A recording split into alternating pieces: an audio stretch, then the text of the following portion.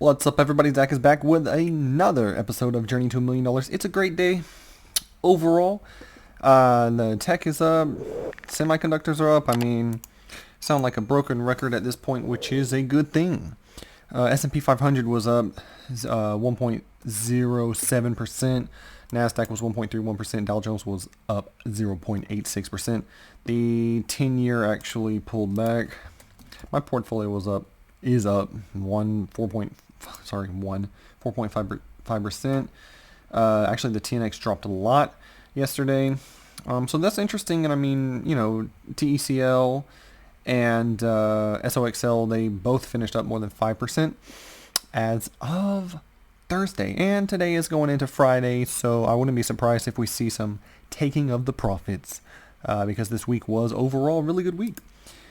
But anyways, as if you guys have been following me on Twitter, you know that this week has specifically been a good week for my options, and I am literally like 100%, which I don't really like when that happens, because then the pressure is on to keep keep the winning streak going. So I don't know, maybe we can have a week where finish off Friday today with one or two good plays and see how it goes. Keep the 100%.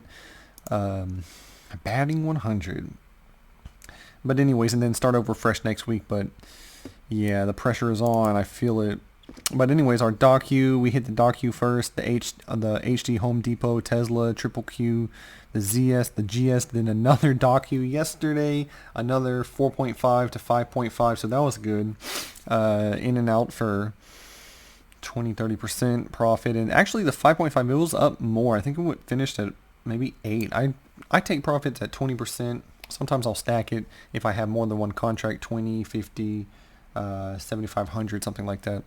But anyways, we took it at 550, and then the Google, we actually went from 21 to 26. That one was a little stressful, but overall finished all right. But anyways, guys, pretty much like that. Go ahead and follow me on the Twitter for the options trading, and of course, don't trade with more than you can afford to lose. Even for me, I need to go through a period of raising capital coming out of this dip, because we did dollar cost average down on my tech positions and my growth and innovation. So I do need to start raising capital, and because I like to keep 15% cash reserves on the sideline just in case the next dip happens. I mean, I'm saying just in case, but for sure the next dip is going to happen.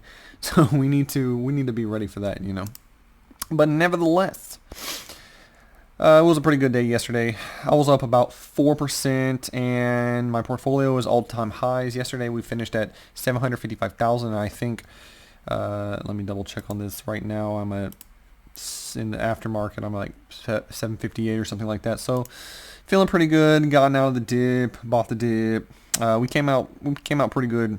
So hopefully you guys are following along. Hit that like button, hit that subscribe button, follow on, turn on the bell notifications. Why don't you? We're making videos every single day the market is open, and yeah, we got out of the dip pretty well, unscathed for the most part. But we do need to raise some capital coming up here, because I do like to keep the cash on the reserves. My margin is up to about 91,000 right now, and I want to cut that down a little bit. I'm not really sure if I'm going to sell half of my Tesla.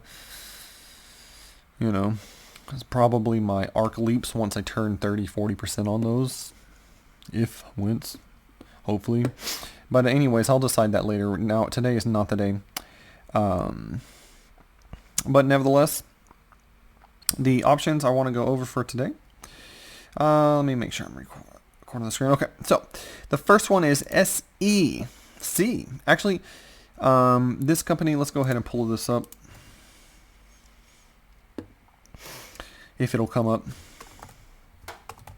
Sometimes my internet is a little bit slow if I'm recording, screen sharing.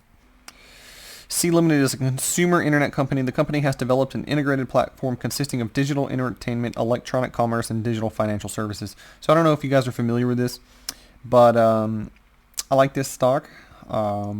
It fits the style of my portfolio. It's been doing well. As you can see, it's past the 50-day moving average. a week ago or so. But anyways, I'm looking at the 423 255 at entry at around 350. Now, the thought process is the company is expected to report an EPS of negative 39 cents, which is actually up 25% from the prior year quarter. So I think that the good earnings should be enough for a catalyst to move this by a few dollars, because remember, in the short-term options, we don't need such a major catalyst where, you know, the underlying is going to go up 30-40%, you know, by end of year or something like that. We're not, see, that's the tricky thing, because you want to find a catalyst, but you don't want to, you know, but it's just a small catalyst, because they're not always going to be so large when we're talking about options, because it's short term. Of course, if you're putting in $100,000 into a position, yeah, you want to find a large catalyst. Trust me, buy common stock or leaps or something like that. But as far as this, we only need the underlying to move up $1 or $2, and you know, we can pull 50%, 100% profit on some of these options really quick. So the catalyst is not always going to be that big for sure. But nevertheless, let me look at this options chain really quick. All right, finally coming, and refresh my memory. The 423 255 call. So 423 255 call. So currently it's at around, the last was 490. So I'm hoping for a little bit of a pullback. If we could see 350, I think it's pretty interesting. But of course, we don't know what this is going to open at. Currently, it's pretty flat in the pre-market. You know, the TNX, or sorry, the TNX, the 10-year could just shoot up to 1.7, and you know, the tech and growth could suffer. So we really don't know. We're going to have to see it open and see, you know, make sure the technical analysis and all the stars line up before we get into one of these positions. But something like that, just to give you an idea, it's currently trading at 490. And then the next one and the last one I'm watching pre-market is Redfin. The $521.70 call, which this is pretty interesting, and I give it a little bit of time here. But let's look at the chart really fast. So yes, during the dip, it's pulled back to the 180-day moving average, and since it's bounced off a couple of times, tested it again, and bounced. So if we go to the 521 here, $70. The next one, it's currently trading at 460 was the last. And I also did a 350. So if we can see something pull back, then I think this could be a good entry, because the thought process between for the Redfin would be the technical analysis is showing that it broke the $67 resistance, and it's bounced off the 180. So I think that the momentum for from a hot real estate market could be enough to move the price, but it is definitely since past the 67. Yep.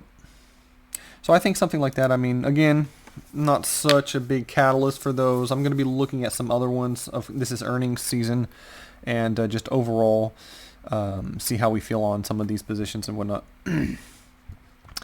But anyways, that's pretty much it. And I got a question in Discord about how am I picking these weeklies so well, and how do I decide to take the positions that I do? It's a good question. I mean, obviously I get that question all the time, and a magician never reveals his secrets. I'm just kidding. Totally kidding. But yeah, I mean, it's a good question. I mean, I don't really have a very good answer for that. I mean, it's not it's not like black and white, like, okay, well, you need A, B, and C, and if you have as well as D, and then it's gonna go up and you're gonna make money. It's not that simple. But for me, there's a few things that I like to look for, obviously, like the catalyst, and we're talking about moving the price by $5. The underlying price by $5 is going to make quite a lot of money if you have a short-term call option on it. So I mean, of course, we need to see some sort of catalyst, and if there's no catalyst, even the smallest of catalysts, then I'm not interested in it for sure. But if I think that there is a good catalyst, then, you know, we can start to consider it. And then the second thing that I would look for would be in the technical analysis. I want to find the support and the resistance, just like the Redfin bounced off of the 180-day. So since Redfin is relatively close to the 180-day moving average, then I think that it could be a good time to enter it, because it's tested it, and if it retests for the third time, you know, I think that would probably be a good entry point. But excuse me. So there's going to be the catalyst. There's going to be the technical analysis. Look for the support. Look for the resistance, or any different types of patterns. And then third, I'm going to wait for momentum. So, you know, if the stocks are moving up one day, like right now, if tech is moving up, okay, so I'm going to buy it. Or maybe electric vehicles are moving up, so I would be more interested in getting into a Tesla call or a Neo call or something like that if they're moving down, because sometimes the whole industry in the sector will get hammered on the same day. So I mean, you want to do that at the right time. It's not like, well, you know, I like the stock, so I'm going to buy a call on it. But actually, it's about timing it. You want to get on the right time, because if it's flat for the next 3-4 days, you're going to lose money if it's flat in options because of the decay. And then lastly, I would probably say it's just my experience, just my feel for it. You know, because I've lost money before in doing options. I've lost plenty of money. And I've also made some money too, and I've been doing it for a while, just trading in general, doing the technical analysis, doing the fundamental analysis in general. So sometimes I just have a feeling, and that one is obviously the the least tangible thing.